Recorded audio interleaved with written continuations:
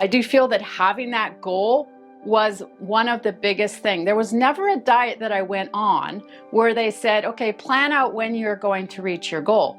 There might be the 30-day challenge or the 90-day challenge. And those were always quick fixes, and they became the yo-yo diet because I could never sustain it. We were not taught how to sustain it.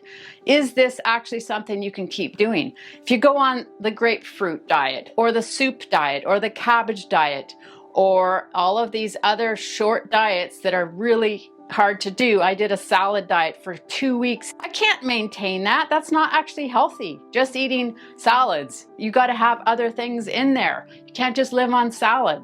Or I couldn't just live on salad.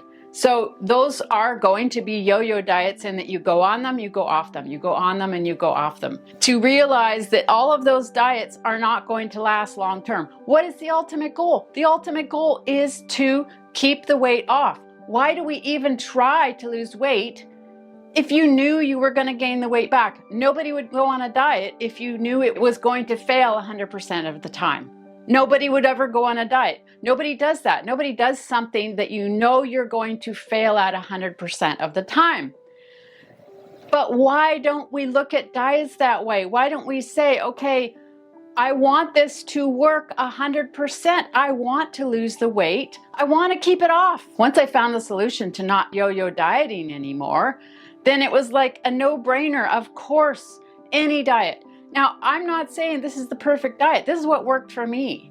The regular weighing, intermittent fasting, low carb intermixed with keto, those are a lot of the main things when I was losing the weight. And now to maintain it, it's still intermittent fasting, it's still a bit of keto, it's still low carb.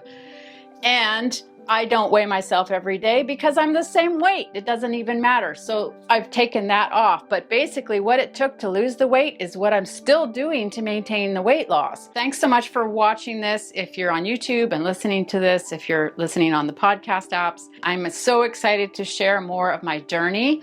And hopefully some of this can help you find the solution. And it's not going to be exactly like mine. The solution for your weight loss is not going to look exactly the same, but hopefully it will help you see that you can tweak it, you can adapt it, and everybody's situation is different. Don't be hard on yourself.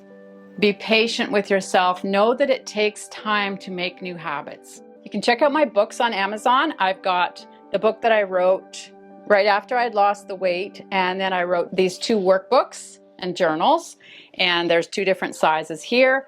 And I have courses coming up where I will be sharing even more of what worked back then to lose the weight and what's working to maintain the weight.